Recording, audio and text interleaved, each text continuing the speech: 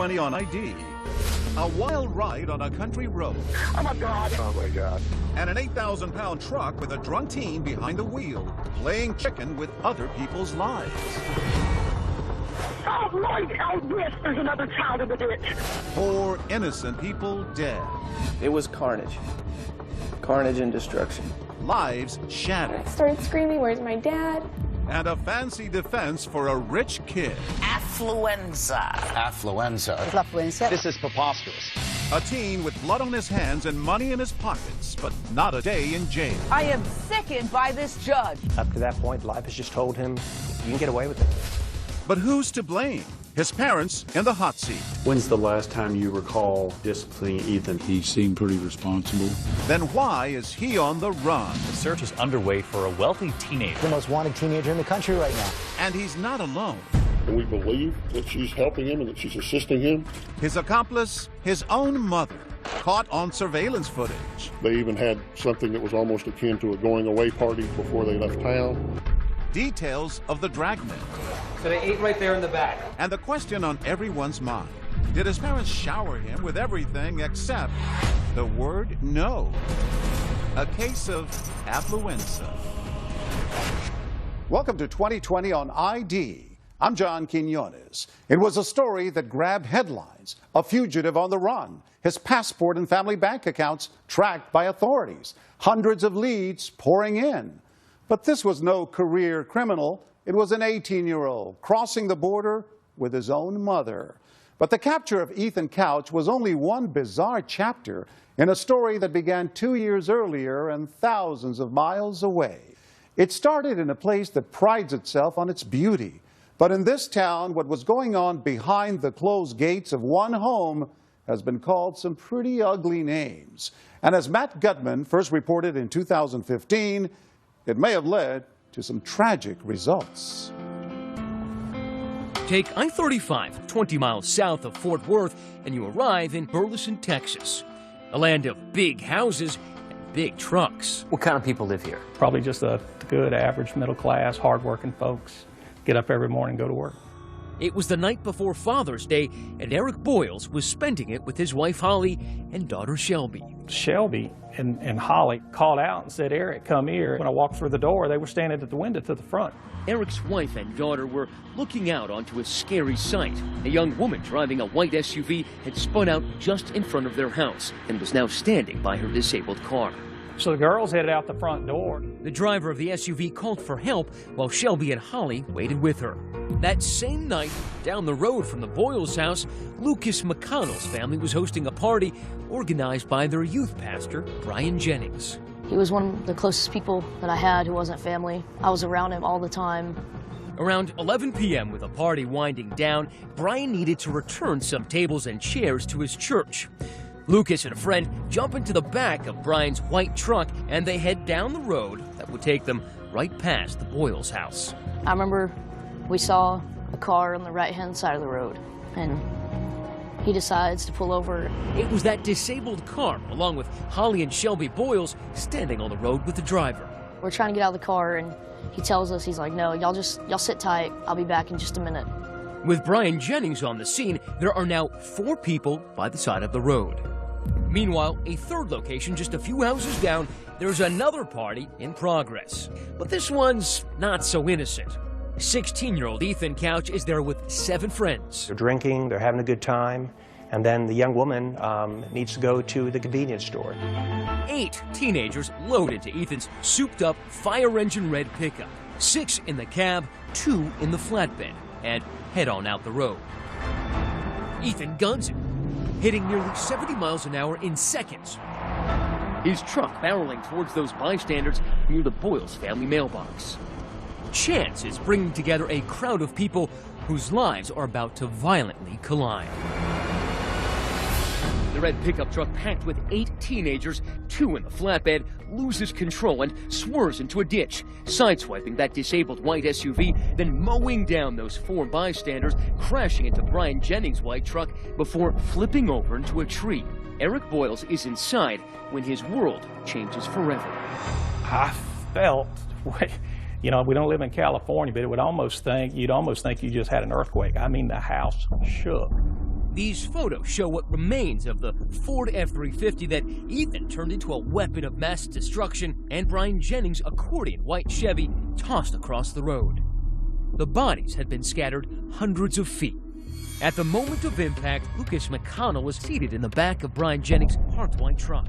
Do you remember the sound of metal crunching, of glass breaking? Glass breaking, tires screeching. The car that we were in got hit, and we got shot across the road. We nailed a tree. The back window was completely shattered. A lot of that glass was in the back of our heads.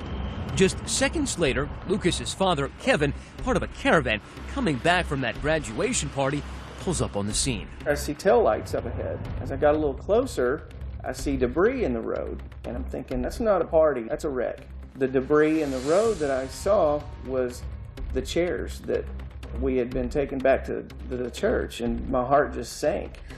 I was like, oh my God. As Eric Boyles rushes out his front door to where he left his wife and daughter, he immediately starts dialing the phone. I was on the phone with 911. Shannon County 911, what is your emergency? There's a multi-car accident out in front of my house. While Eric's on with 911, half a dozen other frantic calls come in. There's 4 or 5 kids. There's kids laying in ditches and streets. Are you with the accident right now? Oh, Lord. Oh, yes. There's another child in the ditch. Oh, my God. There were already people out there in front of the house. There was just debris everywhere, table and chairs and car parts and everything else. I walked in the road, and the first thing I did was I found there was a male laying in the road, wasn't moving at all. Between the 4 people dead in the street and the 10 injured in the vehicles, the casualty count is staggering. Eric Boyles was yelling for his wife Holly and daughter Shelby. I'm calling out Holly and Shelby as I walk, and I kind of got halfway between the road and my fence. And that's when I found Holly. And when I found her, I mean, there was no doubt that she was gone. And then it was a matter of, okay, so where's Shelby? About 20 feet down the road, Eric sees a young woman, her body thrown up against the fence. Everything told me this should be Shelby. It didn't look like Shelby. And I'm sitting there trying to process the amount of trauma the bodies went through and what would the impact be and what would that do to you. At the same time on that same dark road, Kevin McConnell is also searching for his friend, youth pastor Brian Jennings. On the other side of the road, I see Brian laying in the ditch. I ran over there. So you're on the ground to tend to Brian, and suddenly hear what you think is the voice of your son from Yes. the truck. I just heard his voice, and it was just at that moment that I realized that Lucas had been in that truck with Brian. Right as we got out, we realized that it wasn't just us. There was people everywhere, and then we saw Brian. I tried to feel for a pulse. I didn't feel a pulse, and I pull out my phone. I'm calling 911. Sir, how many people are injured, do you know? 1, 2, 3, multiple. I don't even know how many. My dad said, just hold this fence right here and just pray. You can hear Lucas's terrified voice in the background on that call. I need you to sit here and I need you to pray, okay? Oh, my God. Come here. I need you to sit here and I need you guys to pray, okay? Do you remember what you were praying for? Brian's safety. About that time is when the other cars from the party started getting there. Brian's wife Shauna arrives on this hellish scene and realizes there's been a crash and her husband was involved. I really thought, okay, he got hit, but he's going to be okay. And I'm thinking, God wouldn't do that to me. But her faith is tested by what she finds farther down the road. I saw him, and I knew that it wasn't good because I could see that Kevin was doing CPR. And by now, Shauna's 3 children are also on the scene. I was just crying out to God. I was like, please save my dad. I need him. You can't take him yet. I'm not ready. The first EMT or firefighters that got there, they were just so overwhelmed. They would just walk down the road and, is he conscious? Are they conscious? Are they conscious? The scene was as bad, if not worse than anything I've seen, and that's 35 years of law enforcement, because it was a huge crime scene, spread over hundreds and hundreds of yards. Tonight we're hearing the chaos in the moments after a truck full of teens slammed into 3 cars, killing 3 Good Samaritans and a woman with a flat tire. The chain reaction crash happened late Saturday night. It's almost like watching a movie. It's like it's not happening to you, and it's just surreal, and it's not real life, but it was. When we come back, the 16-year-old who was behind the wheel of the red truck has left the scene. Does he really think he could just walk away? He was like, yeah, just remember my name, I'll get you out of all this. He kept saying that. Stay with us.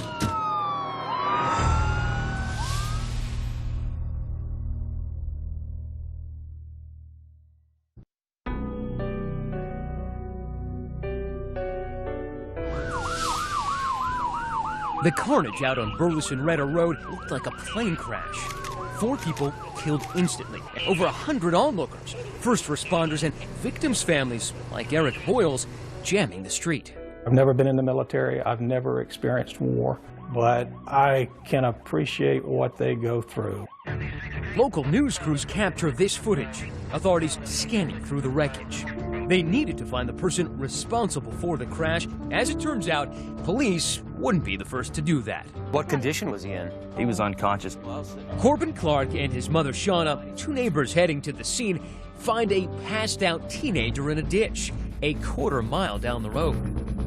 And I kept saying, hey, what's your name, what's your name? He'd say, what's your name? And he said, hey, man, I'm Ethan, I can get you out of all this. I was like, I guess he thought I was involved. But he was like, yeah, just remember my name, I'll get you out of all this. He kept saying that. His name, Ethan Couch, is now one everybody in Burleson remembers. Somehow, he not only survived the crash, but managed to free himself from the mangled truck, and rather than help anyone, he walked away. The police came, and they said, we need to get you into an ambulance. Was he struggling with the officers? He kept trying to shake them off, saying, I don't need all this. Once Ethan Couch was found, the story came together pretty quickly. That shocking story would turn sadness into outrage. Get this, Ethan's a 16-year-old living the life of an adult by himself just 7 doors down from Eric Boyle's. Ethan was supposed to be cleaning up the place so it could be sold. Where were his parents? Well, Fred and Tanya Couch had already moved on up to this sprawling place in Fort Worth. A 7,000 square foot compound. Take a look at that glittering metal roof. You're looking at the Couch moneymaker. Fred's got a multi-million-dollar sheet metal business, and this estate is complete with guard towers, guest house, and a steel gate surrounding it. But the story of the crash begins to be told by Ethan's blood alcohol content. It comes back 3 times the legal limit for an adult, and that's 3 hours after the crash. Now understand, this is 3 hours of time he had for his body to clear alcohol out of his system. Speculation, what his blood alcohol was at the time of the accident is through the roof. As Ethan awakes in a hospital bed, the sun also rises over Burleson Redder Road. It is Father's Day. The next day, I found these packages where my Father's Day cards had been filled out. And my Father's Day gifts were there. But they were gone. There was no preparation, no time to say goodbyes or anything else. Tarrant County has suffered a terrible loss, but in the following days, support from the community would be overwhelming. I'm gonna live to make my daddy proud.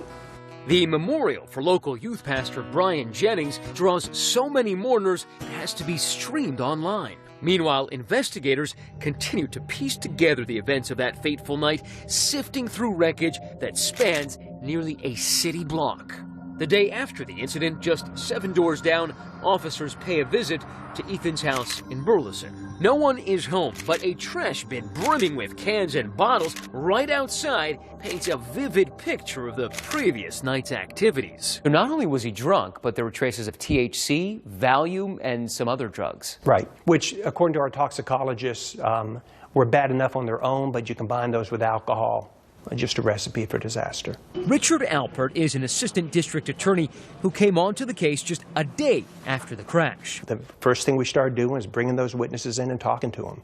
Will you please state your name? Garrett Ballard. Star Teague. Garrett Ballard, Ethan's best friend since grade school, and Star Teague, a former and brief love interest, were 2 of the teens in Ethan's red truck that night. Just remember. These are never-before-seen deposition tapes from a civil lawsuit resulting from the crash. Star says Ethan, Garrett, and another boy started drinking around 6 p.m. the night of the crash. All 3 of them did a shot of vanilla. I don't know what it was. So they start drinking, taking some shots, and then they decided to go pick up some friends. On the way back, they decided we want to get some beer. So there's already alcohol at the house, and Ethan clearly has money, but they decide it'd be more fun to steal the beer. At the Walmart, I went in, grabbed the beer. This is surveillance video from that Walmart. Sure enough, there's Garrett Ballard and 4 other teenage boys. Then we walked out the fire exit. Ethan stayed with the vehicle, and when the other 5 stole the case of beer, they actually ran out the exit door. The teens head back to Ethan's empty house, and the drinking continues. Not just beer, but shots of the 190 proof grain alcohol called Everclear. And then the young woman needs to go to the convenience store. But even the other ones who've been drinking knew Ethan had too much to drink, and they tried to talk him out of it. And he would have none of it. Just made him angry. With that, all 8 teenagers pile into the truck. With Ethan Couch behind the wheel, right away, things start breaking bad. Pulls out of there, and immediately is going so fast that there's a star and it's telling him to slow down. And so his response is, well, I'll just drive into oncoming traffic. So he starts playing chicken with a car in front of him. I was yelling at him, get over, you need to get over. And when he swerved, the back tires jerked. Just remember seeing something in the road, and then loud bang, and I remember being in the air. The vehicle was going about 68 miles per hour. Had Ethan ever pumped the brakes? No brakes. Never touched the brakes? No evidence of braking was there. You know, your brain, when you're that intoxicated, doesn't work the way it should. And at that point, I thought Ethan was dead.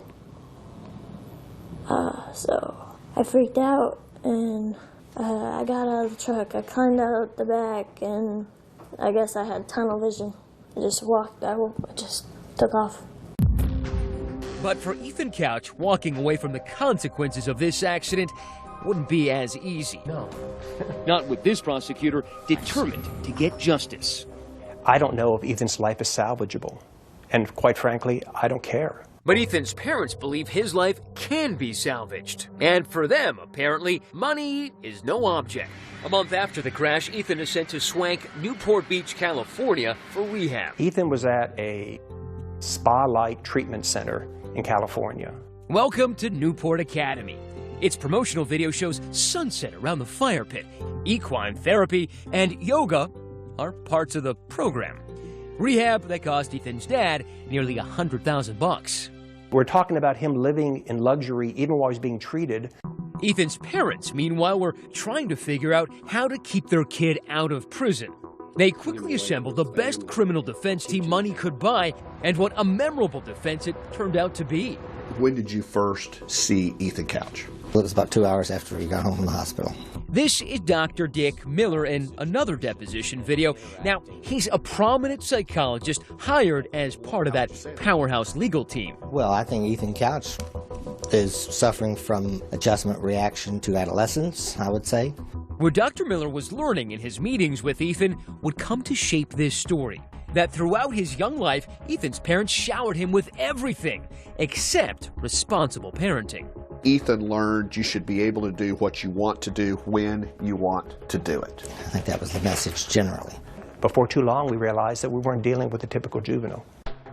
Or typical parents. The Couches definitely had plenty of coin, and for Ethan, that meant every day was Christmas. Nintendos and jet skis as a kid, later, a tricked-out truck, even his own credit card. Instead of the golden rule, he was taught that we have the gold, we make the rules at the Couch household. I said that. And for Ethan, there weren't many rules, even when it came to driving, which his parents let him do at just 13. By 15, he was starring in his own version of Home Alone at that 4,000-square-foot ranch house he frequently stayed at just down the street from the Boyles family. These pictures from the website Zillow show a wet bar in the den and a swimming pool out back.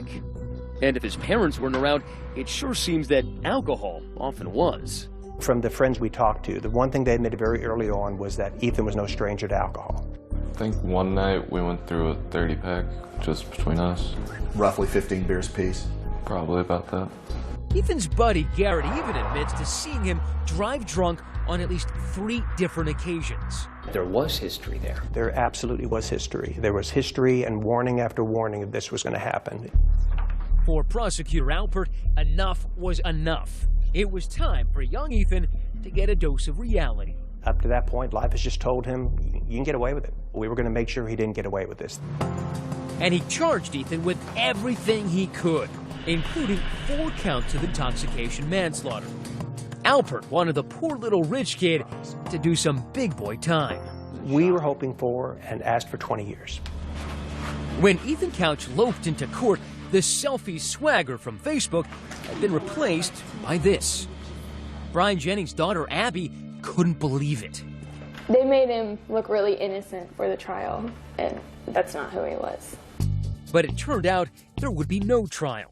Ethan Couch admitted guilt, and the proceedings moved directly to a sentencing hearing. Really didn't look at anybody. He just kind of sat there, basically stared off into space.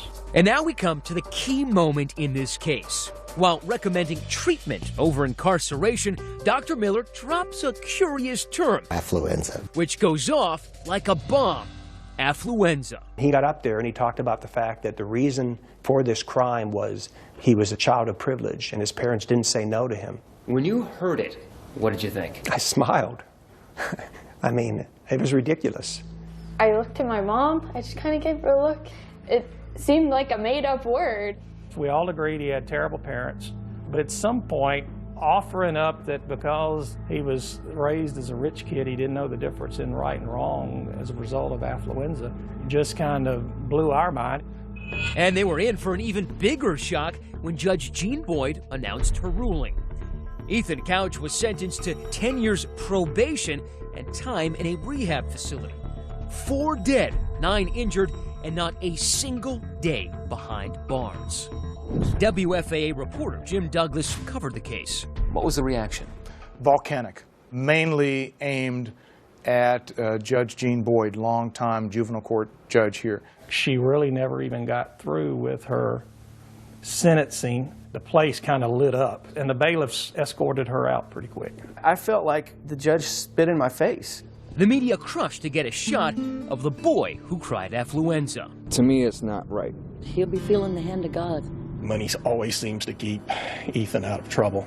Ethan's lawyer had a different take. We applaud Judge Boyd for having the courage to issue this sentence that's going to give Ethan Couch a chance. Now, even in a law and order state like Texas, it's not uncommon for juveniles to get rehab instead of hard time. Still, the affluenza defense and judge's sentence lit the national media on fire. Well, a verdict in Texas sparking new outrage. Shockingly light sentence in a deadly drunk driving case. Affluenza. Too rich for jail. Judge Jean Boyd said the teen wouldn't get the therapy he needed in jail. I am sickened by this judge. People wanted this judge's head. They just felt like there had never been consequences in this kid's life, and here's one more example, no consequences.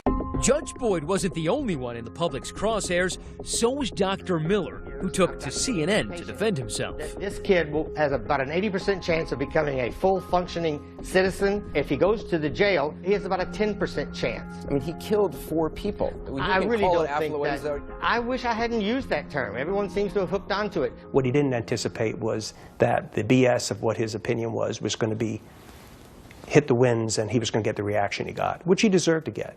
So many people were now asking, did Ethan Couch's affluence actually buy him a slap on the wrist?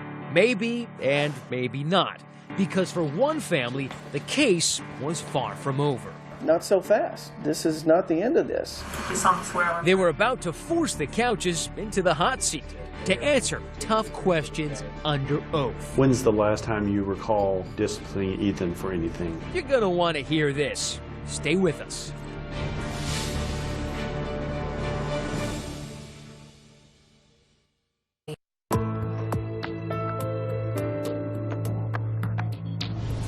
Six months after a drunk driving crash killed 4 people and injured 9, 16-year-old Ethan Couch has been sentenced to rehab and 10 years probation. His defense?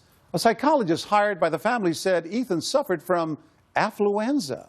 That argument might have saved Ethan from jail time, but his troubles aren't over. Once again, here's Matt Gutman. If Ethan Couch's affliction was excessive wealth, the victims' families were eager to provide a remedy.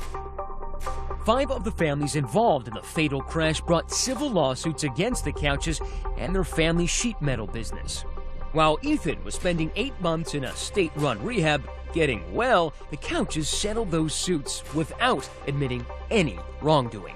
Never once has Ethan apologized in any shape or form. But one family announces they're holding out. I've yet to see anything good come out of it. The McConnells, remember, they lived down the road from Ethan's old booze binge pad in Burleson. 15-year-old Lucas was injured in the crash. Now they are determined to have their day in court. I thought, not so fast. This is not the end of this. So when your parents told you that they decided to go through with an actual court case, what did you tell them? I was ready for that. A lot of people were ready to hear something they'd never heard before. The boy and his parents at the center of this story speak. Tell us your name, please, sir. Ethan Couch. Tell us your name, please. Tanya Couch. Please state your name. Frederick Anthony Couch. It fell to lawyers Greg Kuntz and Todd Clement to extract the peculiar family history that shaped young Ethan's life. His parents seem like, regular old Texas parents in some ways. There's nothing regular about the Couches. Fred Couch, a rags-to-riches millionaire, has his own history with the law. And get a load of what he allegedly said during a 1992 stop for, you got it, a DUI. Did you tell the arresting officer I make more in a day than you make in a year? Probably. Fred and Tanya had an on-again, off-again marriage, the second for them both. The kind of fractured family life which might require extra care for an only child entering adolescence. Instead, these lawyers say the Couches let Ethan fast forward into adulthood. People don't allow their kids to drive at 13. You understood if he was, at any time he was under 16, he was never to be driving by himself. Yes. Nevertheless, you allowed that behavior to happen, correct? Yes. I just kept asking because I wanted to, and eventually they started letting me drive just to like the corner store by myself. And then that progressed to school? Yes. Fred Couch admitted allowing Ethan to drive, but both parents say they didn't know about his regular drinking. Have you ever seen Ethan drink as we sit here today? I don't remember ever seeing him drink. Maybe not, but she definitely saw him drunk. Just 4 months before the fatal crash, 15-year-old Ethan was stopped by police at 1 a.m. relieving himself in a parking lot. Fort Worth officer comes upon him. He's taking a pee outside of a truck. There's a half-naked 14-year-old girl passed out drunk in the car. And this 15-year-old kid is just mouthing off to this officer, using profanity. His mother shows up, starts talking to him, so she clearly knew he was out there. Did you ask him where he got the alcohol and the vodka that was in the truck? No, I should have, but I did not. Why didn't you ask him where he got it, to try to stop it from happening again? I don't know. These attorneys say Ethan Couch wasn't even old enough to drive, was violating as many as 5 laws that night. 5 violations of the law, and nothing's done by Tanya. Well, not quite nothing. Tanya does admit to concocting a story with Ethan to keep her husband in the dark about the more criminal details. I wasn't sure how he would react, so I didn't tell him the whole truth. Tanya told me that Ethan was peeing at the Dollar General. What action did you take? Ethan walked back and forth to work for a month. Oh, really? Do you remember any occasion where your dad punished you by making you walk to work? No. I don't remember ever having to walk to work. Ethan was required to complete an alcohol awareness course and 8 hours of community service within 90 days. Guess what? Didn't happen. We didn't do the community service. You understood, did you not, that he was likely to continue the drinking and driving if there weren't consequences? I should have known that, yes. I really didn't think that that would happen again. But her own daughter, Christy, Ethan's half-sister, warned her that, yes, it could. I just told her that I was nervous that he might be drinking, being at that house by himself, under no supervision. How long prior to the crash was that told to her by you? A week. And that same week, Ethan's friend, Star Teague, says Tanya witnessed Ethan in the house with an open beer. Do you know for a fact whether Tanya saw y'all with beer sitting there? She saw us. Tanya wanted to come in and say, you know, I was always really against drinking and driving. But then when you say, what'd you do to enforce that? There was just nothing. Zero. Do you recall ever disciplining Ethan for anything? Sometimes I would take little things away from him, or we would just discuss the problems. When's the last time you recall disciplining Ethan for anything? I don't remember. Of course, it's hard to discipline a kid when he isn't always under the same roof. Remember, the Couches were letting Ethan play grown-up by himself in the Burleson house. In your mind, it was okay to let a 16-year-old kid stay at the Burleson Retta house by himself without anyone present, correct? That 16-year-old kid, however foolish that it may have been, he seemed pretty responsible. Was there always alcohol then when you were at the Burleson location? Not always, no. Most of the time? Most of the time, yes. If there's alcohol, most of the time there was drugs as well? Yes. You betcha. Ethan rattles off a list of drugs shocking for anyone, much less a 16-year-old. I'm taking Valium, hydrocodone, marijuana, cocaine, Xanax, Vyvanse. I think I tried ecstasy once. Pretty sure that was it. Which brings us back to that deadly June night. And what was your plan? Just gonna have a couple people over and drink. Do you recall any sort of text exchange with your mom the night of this crash? Yes. She just sent me a text saying, like, don't be out late and don't be drinking and driving.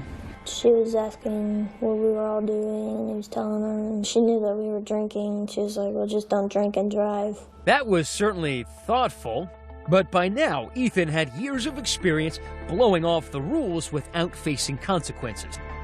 Why should tonight be any different? Do you remember pulling out of the driveway? No, really. I had just a picture in my head of just turning out of the driveway, but that's it. What's the next thing you recall? Waking up, handcuffed to the hospital bed.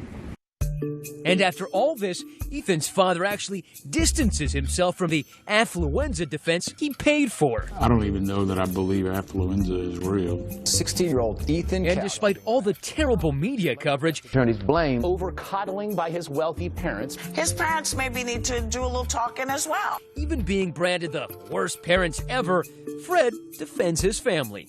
I don't think we're profoundly dysfunctional. Did you teach Ethan that wealth bought privilege? I don't believe I ever intentionally tried to teach him that. Did you teach Ethan that indeed because your family was wealthy that the rules didn't apply to you? Never.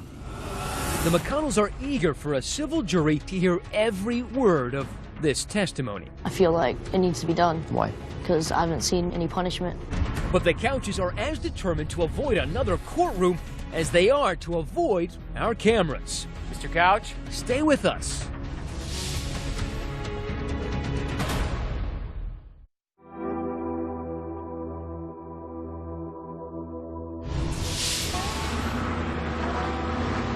Two and a half years after a truck driven by Ethan Couch plowed into 4 people on this road, the search for justice is still an exercise in frustration for everyone involved. What would justice have looked like to you? Justice would have been the system doing something to Ethan that life hadn't done to him up to that point, which is hold him accountable. As the one remaining civil case, the one brought by the McConnell family, worked its way through the courts, the judge from the criminal case decided to call it quits. Jean Boyd, the judge who handed down that controversial sentence, retired in 2014, foregoing a run for re-election. She declined our request for comment. Her career in the public mind will always be defined by this case. Thousands of cases, but Affluenza is the one people will remember. Yes. we went to Texas to track Ethan down ourselves. But it was no easy task. We checked out the fancy Fort Worth house, but no answer there. Anybody home? So we went to the family business where he'd been working. We've been staking out Ethan and Fred's business, which is right across the way, for about a week now. But they're not like regular people. They don't come to work at regular hours. They don't keep regular hours, so it's been really hard finding them. When that steel gate slid open and Ethan finally emerged, he clearly wasn't looking to talk. You don't answer a couple questions? But if you take a closer look, that's him right there. The good news, he's not driving. At the time, abiding by at least that part of his probation. And just as the trial in the McConnell case is about to begin, another stroke of good fortune for Ethan. Lucas and his parents have had a change of heart, settling instead of moving forward with the trial. The last time that we met, you were very serious about taking this all the way. What happened? I think we've succeeded, at least a little bit. I never saw the child drink. I don't think we're profoundly dysfunctional. By showing the world those deposition videos, the McConnells believe they're showing the Couches for who they really are. By you guys coming here and focusing attention on this, this has made it where we've achieved our goals of, letting the world hear about this story. But as it turns out, the story was far from over.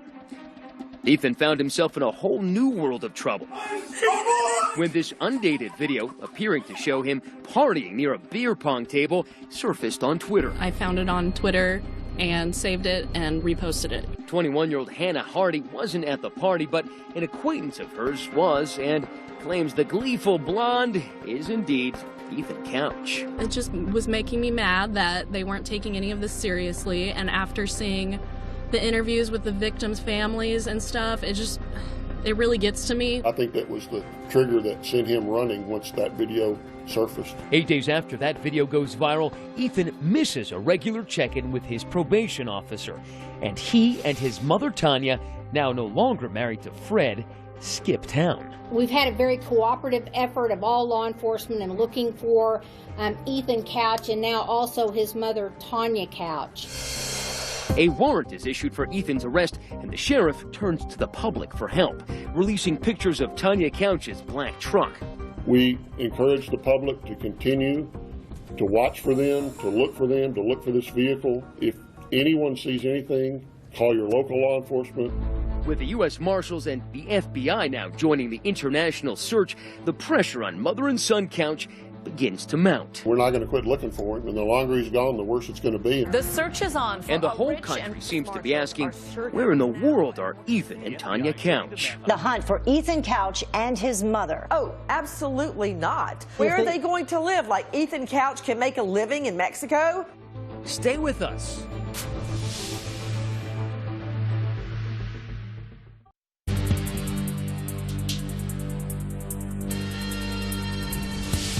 The Texas teenager who killed 4 people. The case made national headlines. As the Affluenza team, a manhunt underway right now. A week after a video of Ethan Couch surfaced on Twitter, raising questions about whether he violated probation, the infamous Texas teen has disappeared. His mother and son apparently on the run together. The manhunt for 18-year-old Ethan Couch is intensifying. Jumping his probation and setting off an international manhunt with the U.S. Marshals and FBI crossing the border to track him down. Authorities finally catch up with him here in Puerto Vallarta, Mexico. The resort town may be known for its beautiful beaches, but it's in this gritty $80 a month apartment building where Ethan and Tanya Couch's Mexican vacation comes to an abrupt end. A neighbor snapping this photo of Ethan cuffed and being let out by authorities. His black hair and goatee so different from the blonde kid who ambled into court just 2 years earlier. Ethan and Tanya had been on the run for 3 weeks, absconding to Mexico in Tanya's black truck. They'd probably driven that to the border and then crossed over the border. And get this, according to Sheriff Anderson, before taking off, they took some time for goodbyes. They even had something that was almost akin to a going away party before they left town. While on the run in Puerto Vallarta, eating at this local restaurant. So they ate right there in the back. And here's Tanya on surveillance video in a tank top chatting up a butcher at a nearby store. 2 days later, there's Ethan in that same shop, breezily talking to a worker while buying chicken nuggets, leaving with that wave. Just 2 hours later, Ethan and his mom would be detained. Their downfall? Authorities say a call for a Domino's pizza delivery. Instead of a piping hot pie, though, it was Mexican officers who showed up. Shipped back to the U.S., Tanya was charged with hindering the apprehension of a felon. Her bail set at $1 million.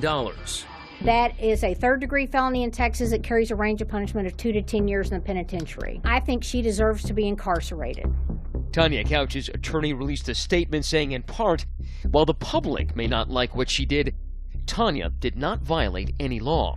As for Ethan, he was brought back to Texas in handcuffs to be held in juvenile detention as a flight risk. But when he turns 19, his case will be moved to adult court, where, if he breaks probation again, the consequences will be much higher.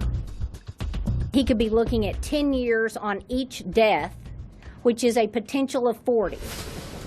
Meanwhile, Eric Boyles, who lost his wife and daughter in Ethan's drunken crash, is still in that same house. You know, a lot of people would ask, why stay here? Actually, people may not understand this, but there's probably a little bit of peace knowing where they were. Faith, family, and friends is the only thing that gets you through it. As for Shauna Jennings, the widow of youth pastor Brian Jennings, her faith points her towards forgiveness. It's a daily decision to forgive. Because it's so easy to hate, isn't it? It is, but that doesn't do anything except punish you. I can't live my life bitter or angry. In April 2016, Ethan Couch's case was officially moved to an adult court, and for the first time, a jail sentence in the deaths of the 4 victims, 180 days each, a total of almost 2 years. As for Ethan's mother, Tanya, her bail was later lowered to $75,000, and she was formally indicted for her role in helping Ethan elude authorities. She has pled not guilty and is awaiting trial. I'm John Quinones. Please join us next time for another edition of 2020 on ID.